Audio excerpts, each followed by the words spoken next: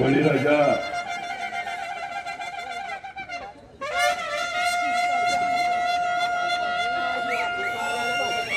ग्रामदैवत आई जानूबाईस नतमस्तक होतो। देव मामलेदार यशवंत महाराजांना नतमस्तक होतो। या आजच्या सभेला अभूतपूर्व प्रतिसाद देण्यासाठी या आपल्या परिवाराचे नेते कैलासवासी औदुंबर अण्णा पाटील साहेब, आपल्या गावचे ऋषितुल्य नेतृत्व होते यशवंत भाऊ कैलासवासी यशवंत भाऊ पाटील साहेब, वसंतदादा काळे साहेब, भारतनाना भालके साहेब, कैलासवासी सुधाकरवंत परिचारक साहेब, या गावचे सुपुत्र आमचे मार्गदर्शक होते राजूबापू पाटील साहेब, सर्व दिवंगत नेत्यांना सर्वप्रथम अभिवादन करतो। या आजच्या सभेसाठी आपल्याला रोहितदादा पवार साहेब येणार होते, परंतु हवामानामुळे हेलिकॉप्टर त्या ठिकाणी उडाल नाही, त्यामुळे रस्त्यात ते गाडीने येत आहेत आणि म्हणून इथं आपल्यावरती संवाद साधणार आहेत।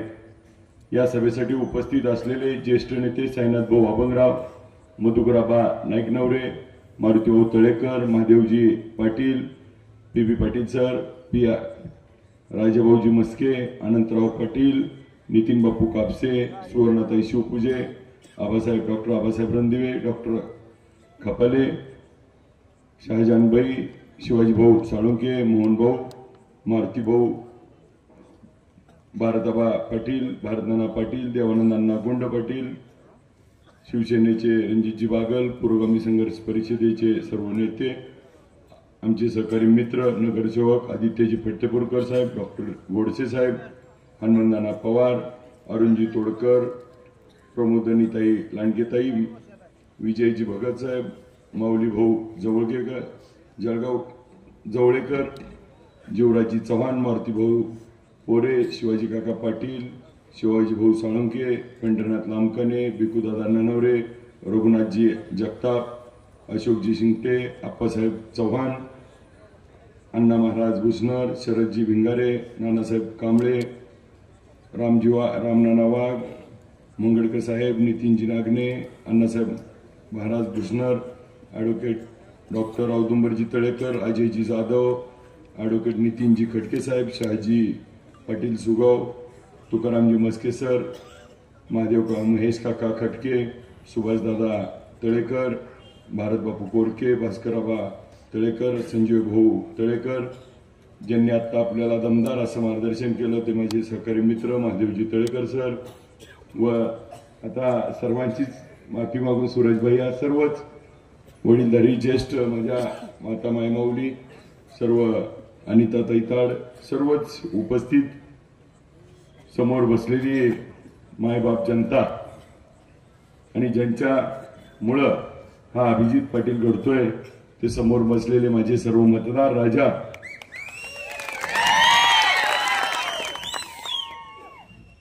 बळीराजा शेतकरी संघटनेचे ज्ञानेश्वर भाऊ माऊली जवळगेकर यांनी आपल्याला जाहीर पाठिंबा दिलाय, त्याबद्दल त्यांचे देखील आभार।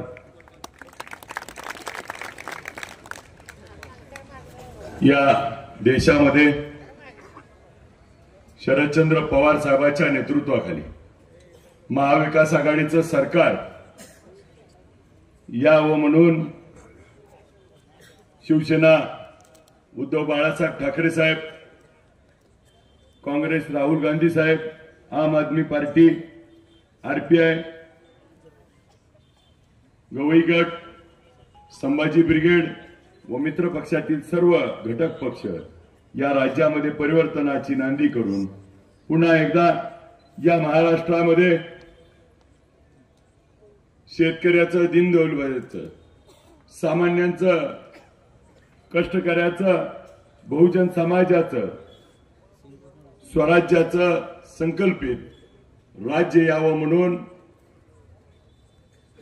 परिवर्तनाचा यलगार घेऊन वयाच्या 84व्या वर्षी पवार साहेब योद्धा म्हणून लढतायत महाराष्ट्रात आणि त्या योद्ध्याला साथ द्यायची म्हणून या जिल्ह्याचे लाडके नेते विजयसिंह मोहिते पाटील साहेब मोठे दादा हे देखील त्यांच्या पाठीशी खंबीरपणे उभा आहेत. या जिल्ह्यात ज्यांनी पुन्हा एकदा पवार साहेबांची साथ घेऊन पुन्हा या जिल्ह्यामध्ये पवार साहेबांचा जिल्हा करायचं ठरवलं ते खासदार धैर्यशील मोहिते पाटील साहेब. सर्व महायुतीचे महाविकास आघाडीचे सर्व नेते या राज्यामध्ये पवार साहेबांच्या नेतृत्वाखाली महाविकास आघाडीचं सरकार आल्यानंतर पवार साहेबांनी पंचसूत्री जाहीर केली.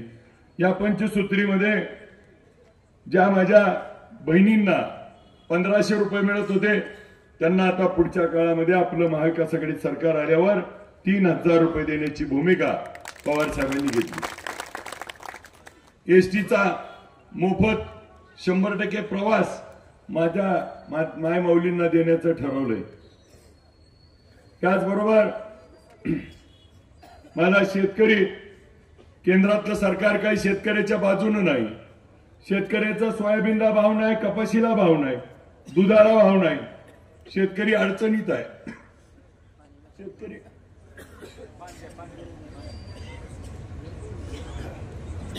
शेतकरी अडचणीत आहे. त्या शेतकऱ्याला दिलासा देण्यासाठी पवार साहेबांनी महाविकास आघाडीचं सरकार आल्यानंतर 3 लाख रुपयापर्यंतची कर्जमाफी करण्याचा निर्णय त्या ठिकाणी घेतलाय आणि जे रेग्युलर कर्ज भरतायत त्यांना 50,000 रुपये द्यायचे. घरातल्या सामान्य लोकांना 300 युनिट पर्यंतची लाईट मोफत द्यायची. आज आरक्षणाच्या मुद्द्यावरती विविध प्रकारे या राज्यामध्ये छत्रपती शिवाजी महाराजांची शपथ घेऊन मराठा समाजाला आरक्षण दिलं का हो? 2014ला धनगर समाजाला पहिल्या कॅबिनेटमध्ये आरक्षण देतो म्हणल्याने दिलं का हो? आज काही लोक इथल्या लोकप्रतिनिधींनी तर मनोजदादा जरांगे पाटील साहेबांवरती ठेका घेतलाय का म्हणून टीका देखील केली आणि आज काही लोक त्यांच्या बाजूने बोलायला लागलेत. खरंच काय बोलतायत? दुसऱ्या बाजूने त्यांनी सांगितलं 50,000 रुपये देऊन 1-1 रुपया ह्यांच्या कर्मचाऱ्यांनी माघारी पाठवला. मला या निमित्तानं आपल्याला यातून विचारायचंय की 1-1 रुपया कुणी पाठवला हे महत्वाचं नाही, पण तुम्ही ज्या समाजाला विकत घ्यायच्या भावना, समाजाचे म्हणणं दुखवलं त्याच्याबद्दल काय बोलणार? आणि मग त्या ठिकाणी मराठा आरक्षणाला आपल्या इथल्या भाषणात देखील त्यांचं वाक्य असं होतं की आम्ही अडचण आणणार नाही. याचा अर्थ काय हो? पाठिंबा नाही. बरोबर का? मी या निमित्तानं पवार साहेबांनी सांगितलंय या राज्यामध्ये आपलं सरकार आल्यानंतर महाविकास आघाडी जातनिहाय जनगणना करेल आणि जनगणना करून प्रत्येकाचा वाटा प्रत्येकाला अधिकार देईल आणि हा आरक्षणाचा विषय कायमस्वरूपी त्या ठिकाणी मिटेल. प्रत्येकाला न्याय हक्क मिळवण्यासाठी पवार साहेबांनी ही भूमिका घेतली. चौथं पवार साहेबांनी सांगितलंय एखाद्या घरात कोण आजारी पडलं तर औषधोपचार दवाखान्यामुळे अडचणीत येऊ नये म्हणून 25 लाख रुपयापर्यंत आता इथून पुढचा दवाखाना हा आपलं महाविकास आघाडीचं सरकार मोफत करणार आहे ही भूमिका त्या ठिकाणी घेतली. 5वं बहिणींना 3,000 रुपये देतोय म्हणून भावांना देखील बेरोजगारांना 4,000 रुपये महिन्याला स्टायफंड देण्याची भूमिका पवार साहेबांनी घेतली. या माध्यमातून ही पंचसूत्री पवार साहेबांनी सांगितली. आणि मग खरा प्रश्न आपल्या मतदारसंघात या विकासाच्या कामाला आज आपल्यावरती टीका टिप्पणी करण्यापेक्षा मला जी म्हणून संधी मिळेल, मी त्या संधीचं सोनं करण्यासाठी अहोरात्र कष्ट करत असताना ही निवडणूक कशासाठी असती, गेल्या 5 वर्षात काय काम केलं आणि पुढच्या 5 वर्षात काय काम करणार ह्याचा अजेंडा, केलेल्या कामाचा लेखाजोखा मांडण्याची निवडणूक आहे. काल आपण भाषणं ऐकली असतील. कालच्या भाषणात गेल्या 5 वर्षात नाही 15 वर्षात काय काम झालं आकडेवारीचा एक हिशोब होता का? काल त्यांनी पुढे 5 वर्षात काय करणार ह्याच्यावरती एक शब्द बोलले का? मी विस्तृतपणे माझा विजन आपल्या समोर मांडलं, ते पण निवडणूक जाहीर आचारसंहिता व्हायच्या आधी. आपल्या भागाचा मुख्य प्रश्न पाण्याच्या बाबतीमध्ये उजनी धरणाचं नियोजन व्हायला पाहिजे. 123 टीएमसीचं धरण आहे, मे महिन्यात मात्र मायनस मध्ये जातं.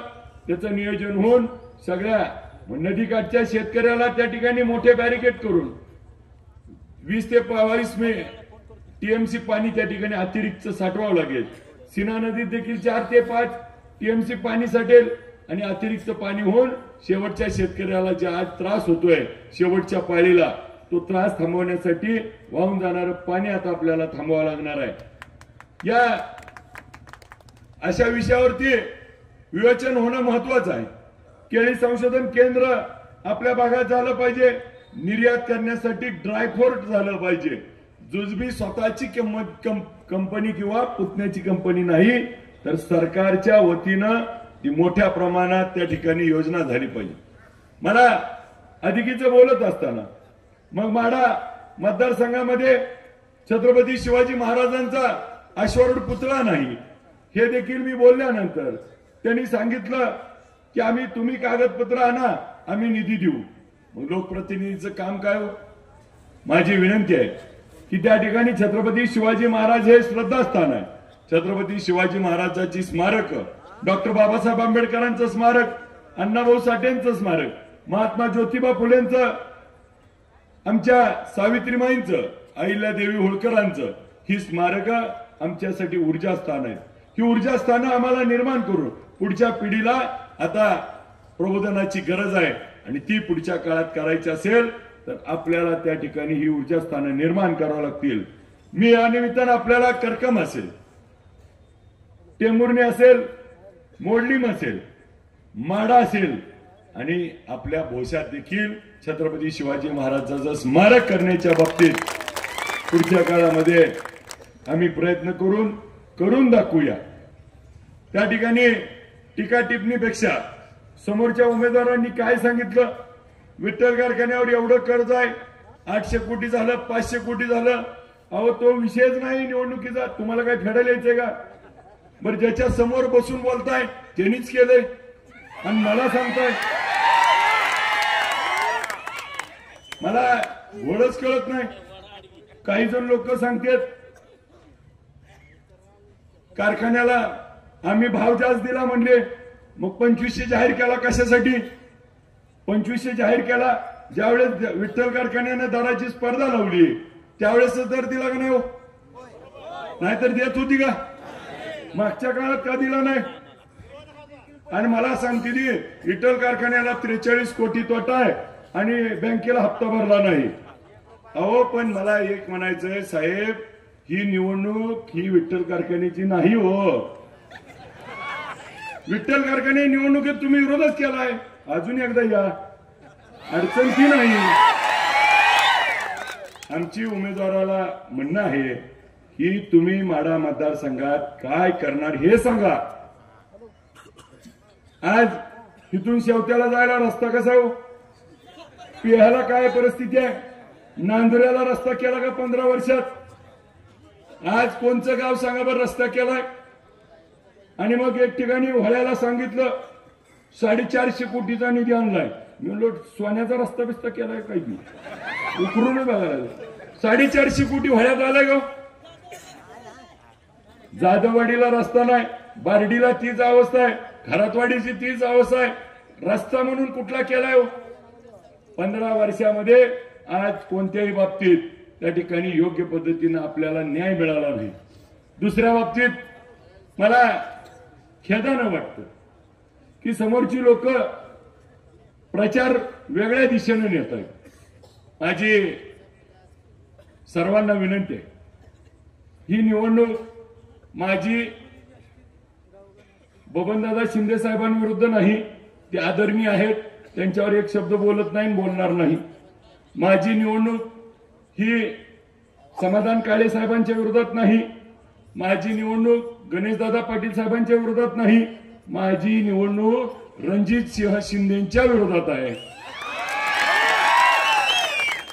माझी विनंती आहे आमच्या मित्रांना, आमचे मित्र ज्या पद्धतीनं या भागात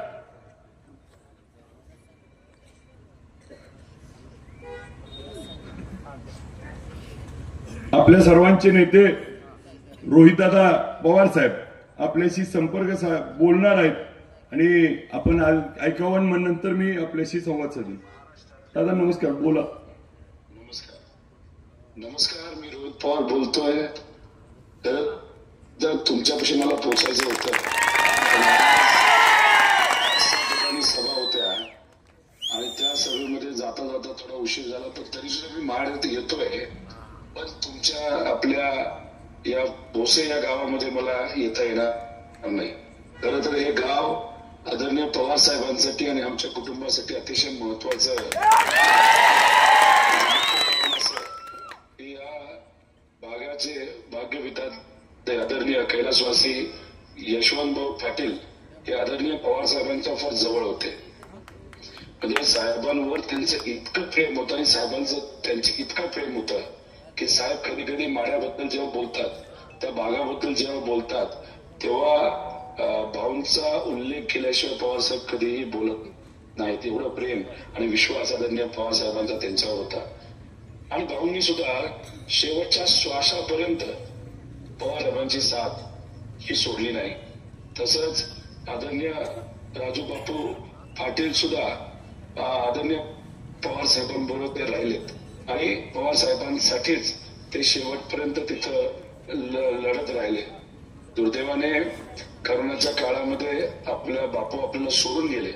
पण महत्वाची गोष्ट काय, या परिवारामध्ये निष्ठेला फार महत्व आहे. म्हणजे याच्यामध्ये भाऊही असतील, बापूही असतील, यांनी निष्ठेला महत्व दिलं, पवार साहेबांना महत्व दिलं. पवार साहेब त्यांच्यावर विश्वास ठेवून असायचे. पण मला खरं तर आश्चर्य वाटलं, आता तुम्ही आमच्या पिढीच्या बाबतीत जर विचारलं तर मी सुद्धा तशा तिसऱ्या पिढीतला येतो. मी फक्त सत्ता, पैसा आणि एखादं पद याचा विचार केला असता तर मी सुद्धा पवार साहेबांना सोडलं असतं आणि सत्तेत जाऊन मंत्री झालो असतो. पण शेवटी मराठी माणसं निष्ठ देतात. आपण सर्वजण स्वाभिमानी माणसं आहोत. मराठी माणसं कधी गद्दारीला नाहीतर कुणाच्याही व्यक्तीला कुठेही असं कधी तिथं वागत नाही. हे पवार साहेबांनी तिथं पाळलं, हे भाऊंनी तिथं पाळलं, बापूंनी तिथं पाळलं. आणि भाऊंवर बापूंवर तुमची आस्था, पवार साहेबांवर आस्था, गाव म्हणून तुम्ही विचाराबरोबर राहिलात. बापू आणि भाऊंबरोबर तुम्ही विचारासाठी राहिलात आणि ते तसे एकनिष्ठ होते. आणि एकनिष्ठता ही आपल्या सर्वांना भावते ना आवडते. मी सुद्धा विचाराला पक्का होतो. आमिषाला आहारी न जाता मी विचाराची साथ नाही सोडली, माझ्या आजोबाची साथ नाही सोडली, माझ्या नेत्याची साथ नाही सोडली, शिवशाहू फुले आंबेडकरांच्या विचाराची साथ नाही सोडली. माझ्या मतदारसंघातल्या लोकांनी मला पवार साहेबांकडे बघून निवडून दिलं, मग मी माझ्या लोकांची, मतदारसंघातल्या लोकांची साथ नाही सोडली.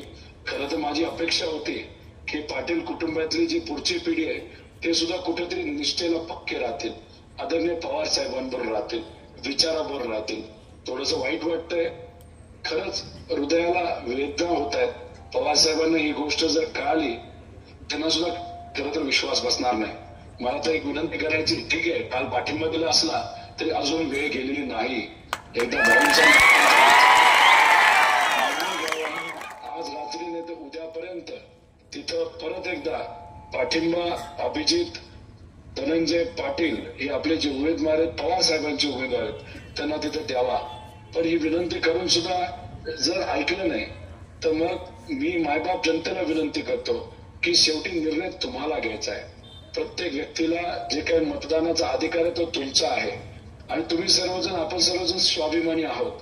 आणि मग पवार साहेब आज 85 वयाचा असताना सुद्धा या महाराष्ट्रामध्ये फिरत आहेत. त्यांच्या पिढीतला एकुलता एक नेता म्हणून या महाराष्ट्र धर्म वाचवण्यासाठी, शिवशाहू फुले आंबेडकरांचा विचार वाचवण्यासाठी गुजराती नेत्यांच्या विरोधात, गुजरातशाहीच्या विरोधात आपला एक वस्ताद तिथे एकटा लढत आहे. आणि तो का लढतोय? कारण तुम्ही त्यांच्या बरोबर आहात. महाविकास आघाडी सरकार 100% या महाराष्ट्रामध्ये येणार म्हणजे येणार. हे काळ्या दगडावरची पण असं होत असताना प्रत्येक उमेदवार आमदार आपल्यासाठी महत्वाचा आहे. त्यामुळे भोसे इथं असतात सर्व स्वाभिमानी जनतेला मी विनंती करतो, आता मी पवार साहेबांच्या वतीने विनंती करतो की अभिजित धनंजय पाटील अनुक्रमांक 2 चिन्ह हे तुतारे वाजवणारा माणूस असा आहे. त्यांच्या पाठीमागे आपण सर्वजण भक्कमपणे उभा राहाल. जिल्हा परिषदचं इलेक्शन नाही, पंचायत समितीचं इलेक्शन नाही, हे ग्रामपंचायतचं इलेक्शन नाही. ते जेव्हा इलेक्शन होतील तुम्ही त्याबद्दलचा निर्णय तुमच्या लेवलला घ्या. पण हे महाराष्ट्राचं इलेक्शन आहे आणि याच्यामध्ये उमेदवार हा पवार साहेबांनी दिलेला आहे. मी आपल्या सर्वांना विनंती भाऊ आणि बापूंच्या वतीने करतो, हे महाराष्ट्राचं इलेक्शन आज हे इलेक्शन लढत असताना पवार साहेबांकडे बघून, विचाराकडे बघून, शेतकरी म्हणून, कष्टकरी म्हणून, स्वाभिमानी मराठी माणूस म्हणून तुम्ही सर्वजण अभिजित धनंजय पाटील यांच्या पाठीमागे भक्कमपणे उभा राहाल असा विश्वास व्यक्त करतो. तिथे आमदार होणारच आहेत. पण एक गोष्ट सांगतो की आपल्या गावातून लीड ही 100% आपल्या उमेदवाराला मिळेलच. आणि माझा शब्द या ठिकाणी आपल्या सर्वांना पाटील आमदार झाल्यानंतर आदरणीय पवार साहेबांना स्वतः मी आपल्या गावामध्ये घेऊन येणार. आपल्या गावाला फक्त काय करायचे ते लीड द्यायचे. तिथे आल्यानंतर तुमचे जे कुठले विषय असतील, बापूंच्या आठवणी असतील, तर तुम्ही, मी, आपले आमदार अभिजित पाटील, खासदार आणि तुम्ही आपण सर्वजण मिळून या बाबतीतली चर्चा करू.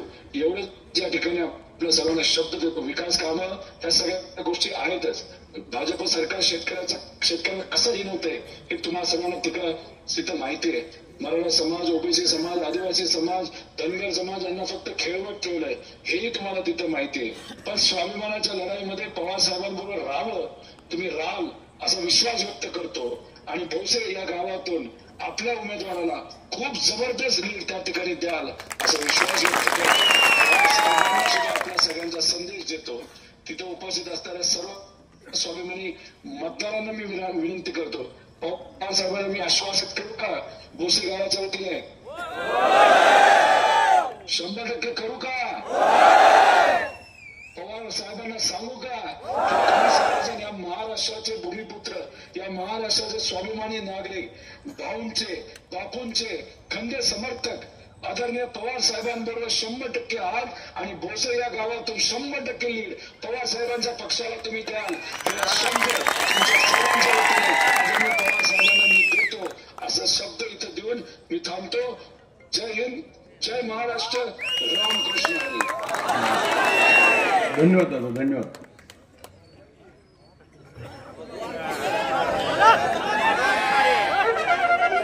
दादांनी आपल्याला जरी अडचण झाली तरी आपल्याला संदेश दिलाय. तो संदेश आपल्या गावचे, आपल्या विठ्ठल कारखान्याचे संचालक कैलासवासी महादेवप्पा खटके या गावचे ज्येष्ठ नेते होते, वैजनाथ दादा कोरके यांची बोलता बोलता नावं राहून गेली, त्याबद्दल दिलगिरी व्यक्त करतो. आणि ज्या पद्धतीने आता दादांनी सांगितलं त्याच धर्तीवरती मी देखील आपल्याला हेच विनंती करतो की एका बाजूला राज्यामध्ये शिवसेना पक्ष फोडला, तो आपल्याला सगळ्याला माहिती आहे खोक्यावरती, आणि पवार साहेबाचा देखील पक्ष फोडला. उद्याच्या काळामध्ये आपल्याला आमच्या काही नेते मंडळींनी, आमच्या मित्रांनी शपथ दिली. मी या निमित्तानं आपल्याला देखील विचारतो की 2004ला बापूंच्या प्रचाराला बॅटरी मी देखील धरली होती, तेव्हा रणजित भैया आलेला नव्हता. रणजित भैया बॅटरी धरायला आलेला नव्हता. हा अभिजित पाटील छोटं का असना एक मत का असना दिलं होतं. आता खऱ्या अर्थानं बापूंची शपथ तुम्हाला आहे. जर आपल्या तालुक्याचा स्वाभिमान तुमच्यात असेल तर त्या ठिकाणी आपण देखील हा निर्णय उद्याच्या निवडणुकीत 20 तारखेला घ्याल. त्याचबरोबर आमच्या दुसऱ्या मित्रांनी वसंतदादांची शपथ दिली. मला त्या निमित्ताने हेच सांगायचंय की दादा आपली शपथ देत असताना 2014ला कल्याणराव काळे साहेबांचा प्रचार देखील ह्याच अभिजित पाटलाने केला होता आणि ह्यांच्याच विरोधात तुमच्यासाठी आम्ही प्रचार केला होता. आता तुम्ही दादांची त्यांच्यासाठी शपथ देताय. ह्याच्यापेक्षा मग वाईट आणि काय असेल हो. आपण या ठिकाणी सगळ्यांनी विचार करा. आताच्या काळामध्ये या राजकारणाचा स्तर आता आपल्याला उंचवायचा आहे आणि आता आपल्याला पुढच्या काळामध्ये पुढच्या पिढीचा विचार करून ज्या म्हणून गोष्टी मी आता अधिकीचा वेळ घेत नाही. माझ्या सर्व सहकार्यांना मित्रांना विनंती आहे की दादांनी जशी विनंती आपल्याला केली तशी मी आज देखील आपल्याला जाहीरपणे विनंती करतो. जरी माझं काय विठ्ठलच्या निवडणुकीत चंद्रभागेच्या निवडणुकीत तुमच्यावरती टीका टिप्पणी केली असेल तरी जाहीररित्या आज मी आपली माफी मागतो. माझ्या पाठीशी आपण उभा राहून एका दोस्ताला मदत करा. विठ्ठल परिवाराच्या नेत्याला विठ्ठल कारखान्याच्या चेअरमनला आमदार करा. ज्या पद्धतीने शिवाजी सावंत सर एका बाजूने हितच गरळ वखतेत आणि त्यांनी सांगतात की आम्हाला बाहेरचा आल्याला चालणार नाही आणि मग आपला स्वाभिमान कुठं चाललाय हा देखील तुम्ही विचार करण्याची गोष्ट आहे. एका बाजूला मी आता अधिकीचा वेळ घेणार नाही. रोहितदादा मोडलीमला येणार आहेत. काही दिवसापूर्वी एक 4-2 दिवसापूर्वी काही गोष्ट घडली.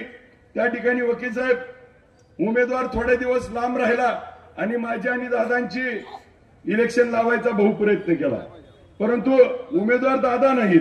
आम्ही त्या ठिकाणी बगल दिली आणि त्या ठिकाणी बापू योग्य पद्धतीनं दादा आदरणीय आहेत. दादांबद्दल ज्या दिवशी दादा निवडणुकीचा अर्ज भरायला समोर आले होते त्या दिवशी त्या ठिकाणी मी त्यांचं दर्शन घेऊन आशीर्वाद देखील मागितला परंतु आजची परिस्थिती अशी आहे. मी दादांना देखील विनंती करतो. दादा आपण आदरणीय आहात. वडिलांप्रमाणे आहात. तुमचा जसा रणजित भैया मुलगा आहे तसा तुमच्या मुलाप्रमाणे अभिजित देखील धरा आणि दोघांच्या डोक्यावर हात ठेवा. भले त्याच्या डोक्यावर उजवा ठेवा माझ्यावर डावा तर ठेवा आणि दोघाला लढ म्हणा. दोघात कोण कसा आहे त्या ठिकाणी होऊन जाऊ द्या. त्या ठिकाणी आपला आशीर्वाद त्या ठिकाणी दोघालाही द्या आणि ही निवडणूक लोकशाही पद्धतीनं आपल्याला तुलनात्मक पद्धतीनं ही निवडणूक झाली पाहिजे. ह्या निवडणुकीचं आपल्याला मी जास्त काही बोलत नाही पण थोडक्यात काही गोष्टी काल पण बोललो आज देखील आपल्याला सांगतो. विठ्ठल कारखान्याच्या निवडणुकीच्या वेळी त्या ठिकाणी मला आपण सगळ्यांनी मिळून एक संधी दिली. बंद पडलेला साखर कारखाना चालू करायचा. ज्याचं 3 लाख गाळप होतं त्याचं पहिल्या वर्षी 7,26,000 आणि गेल्या वर्षी 11 लाखापर्यंत नेलं. ऊसाचा भाव 2100-2200 वरनं 2500, 2825, 3000, 3500 पर्यंत न्यायची संधी मिळाली. दुसऱ्या बाजूला दादांच्या कृपेनं त्या ठिकाणी त्यांना देखील जिल्हा दूध संघाचं चेअरमन केलं. हा पण सहकारी जिल्हा दूध संघ 38,000 लिटर अध्यक्ष दूध कलेक्शन होतं आणि आज मात्र तो बंद पडला. दुधाचा भाव 35-36 रुपये होता तो 25-26 रुपयावर आणला. एका बाजूला आम्ही ऊसाचा भाव वाढवला त्यांनी दुधाचा भाव कमी केला. सहकारी साखर कारखाना आम्ही त्या ठिकाणी चालवतोय त्यांनी या सहकारी दूध संघाच्या त्या ठिकाणी जमिनी जागा विकल्या आणि कमिशन खाल्लं. मग कोरोनाचा काळ आठवा. कोरोनाच्या काळामध्ये पंढरपूरला मल्टीप्लेक्स मॉलमध्ये आपल्याला देखील माहिती आहे की त्या ठिकाणी मॉल मोकळा केला आणि 100 बेडचं हॉस्पिटल चालू केलं. आपल्या सगळ्याच्या सेवेला होतो. आमच्या महादेव तळेकर सरांनी भक्तनिवास मध्ये त्या ठिकाणी क्वारंटाईन सेंटर चालू केलं आणि आम्ही त्या ठिकाणी भेट होते महादेव तळेकर सर लांबनं. आम्ही दोघं जण पेशंट पशी जायचो. त्याला औषध उपचार करायचो, भेटायचो, बोलायचो. आम्ही काय डॉक्टर नाही आणि आमची पोरं बी डॉक्टर नाहीत, पण आम्ही म्हणलो ना असं. आम्ही दोघांनी डॉक्टरच्या सल्ल्याने फक्त गोळी देताना आधार द्यायचो आणि त्या पेशंटला बरं करण्याचं काम आम्ही त्या काळामध्ये केलं. मला एवढंच सांगायचं, रणजित भैया, आपण इथल्या कुठल्या मतदारसंघात 15 वर्ष आमदार आहात, इथल्या कुठल्या माणसाला हॉस्पिटलमध्ये बेड दिला आणि त्याला भेटायला गेला, एक फोटो दाखवा. दोघांनाही संधी समान आहे. दोघांच्याही संधीचा त्या ठिकाणी विचार तुलनात्मक करा. कोरोनाच्या त्यांच्याकडे पण साखर कारखाने आहेत, माझ्याकडे पण साखर कारखाना होता. त्यांचा साखर कारखाना देशात 1 नंबर आहे. त्यांच्याकडे पण डिस्टिलरी आहे, आपल्याकडे पण डिस्टिलरी होती. उस्मानाबादच्या धाराशिव साखर कारखान्यामध्ये महाराष्ट्रातला नाही तर देशातला ऑक्सिजनचा पहिला प्रकल्प आपण उभा केला. मला काय धाराशिवला उभं राहायचं नव्हतं, परंतु धाराशिवच्या लोकांना त्या ठिकाणी मदत करायची ही भावना मनामध्ये होती.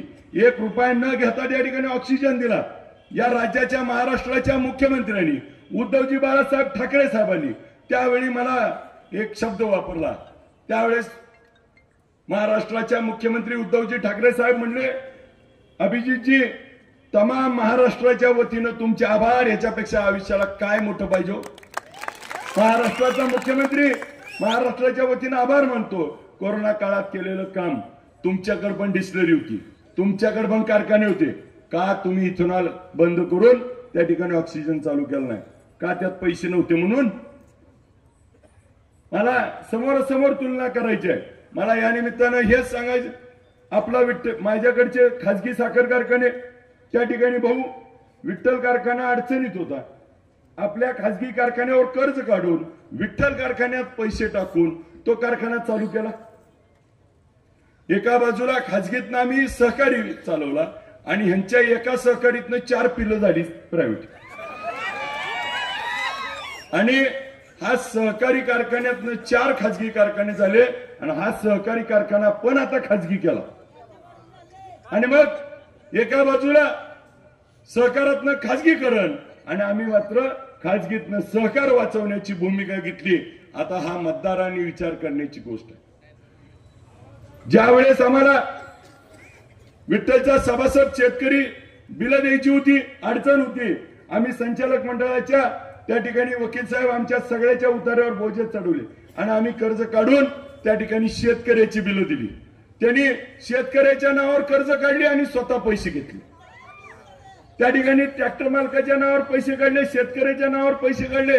शेतकऱ्याच्या प्रपंचाला अडचण आणली, शेतकऱ्याचे दिवस त्या ठिकाणी खराब केले. आम्ही आमच्या परीनं उसाला भाव जास्त देऊन शेतकऱ्याच्या जीवनात आनंद आणण्याचं काम केलं. ही तुलना त्या ठिकाणी करण्याची गरज आहे. ही तुलना करत असताना त्या आमदाराचे पुत्र आमदार करायचे का शेतकऱ्याचा पोरगा आमदार करायचा, ही उद्याची निवडणूक आहे. मी अधिकीचं बोलणार नाही, कारण मोडलीमला पुढची सभा आहे. परंतु आपण एवढ्या मोठ्या संख्येनं आलात. मला या संख्येवरून, या माझ्या मायबाप जनतेच्या विश्वासावरून, जरी नेते मंडळींनी थोडा कानाडोळा केला तरी देखील ही जनता माझ्या पाठीशी राहील हा मला विश्वास वाटतोय. ज्या महाराष्ट्रामध्ये वयाच्या 84 वर्ष हा एक योद्धा लढतोय आणि त्याला साथ देण्यासाठी, शरदचंद्र पवार साहेबांना साथ देण्यासाठी त्या ठिकाणी माझ्यावरती कितीतरी कारवाया झाल्या. त्या ठिकाणी रेड पडली, कुलप लागली, काही झालं तर त्या ठिकाणी गनिमी कावा करून त्या ठिकाणी सुटून परत पवार साहेबांपाशी आलो. आणि मग ज्याने आता दादांनी सांगितलं तसं, भाऊ असतील, बापू असतील, 3 पिढ्याचं पवार साहेबांचं नातं त्या ठिकाणी कशासाठी आपण त्या ठिकाणी करताय, हे गोष्ट आपण आत्मपरीक्षण करावे. उद्याच्या निवडणुकीत, उद्याचं मतदान हे शरदचंद्र पवार साहेबांच्या तुतारी वाजवणाऱ्या माणसाला 2 नंबरच्या पुढचं बटन दाबून आपण प्रचंड मताने निवडून द्याल अशी मला खात्री वाटते. मी अधिकीचं बोलणार नाही पुढची सभा असल्यामुळं, पण आपण सगळेजण उद्याच्या काळामध्ये आपले सर्व नेते मंडळी हे आदरयुक्त आहेत, आदराचे स्थान आहे. मी यांच्यावरती एकही शब्द बोलत नाही आणि माझी कृपा आहे, विनंती आहे की आपण कारण नसताना जी माणसं आपली नाही ती, जी माणसं आपल्याला कुठल्याही पद्धतीनं त्या ठिकाणी आपलं समजत नाही ती, त्यांच्यासाठी कारण नसताना आपण एकमेकाला बोलत आपले वाद वाढवू नये. मी माझ्या बाजूने वाद कुठलाही करणार नाही. आपण आपल्या बाजूने लोकशाही पद्धतीने निवडणूक लढू. मतदार आहे, सुज्ञ आहे आणि मला खात्री आहे की आज जसा आमचा दोस्त महादेव तळेकर सर माझ्या पाठीशी खंबीरपणे उभा राहायला आला, तशी जनता देखील माझ्या पाठीशी खंबीरपणे उभा राहील. आणि उद्याची निवडणूक ही जनतेनं हातात घेतली आहे.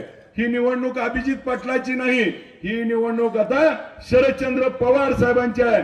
शरदचंद्र पवार साहेबांना उद्याच्या निवडणुकीत निवडून आणायचंय, महाराष्ट्राचं सरकार बनवायचंय आणि म्हणून माढा मतदारसंघाचा आमदार देखील पवार साहेबांच्या विचाराचा द्यायचा आहे. मी अधिकीचा वेळ घेत नाही. आपण खासदार बदललाय, आता आमदार नवा खासदार तुतारी वाजवणाऱ्या माणसाच्या पुढचं बटन दाबून निवडून द्यावं ही विनंती करतो आणि थांबतो. रामकृष्ण हरी, रामकृष्ण हरी. बेधडक आणि रोखठोक बातम्या पाहण्यासाठी करकम सुपरफास्ट न्यूज चॅनलला सबस्क्राईब करा व बेल आयकॉनवरती क्लिक करून नोटिफिकेशन ऑन करा.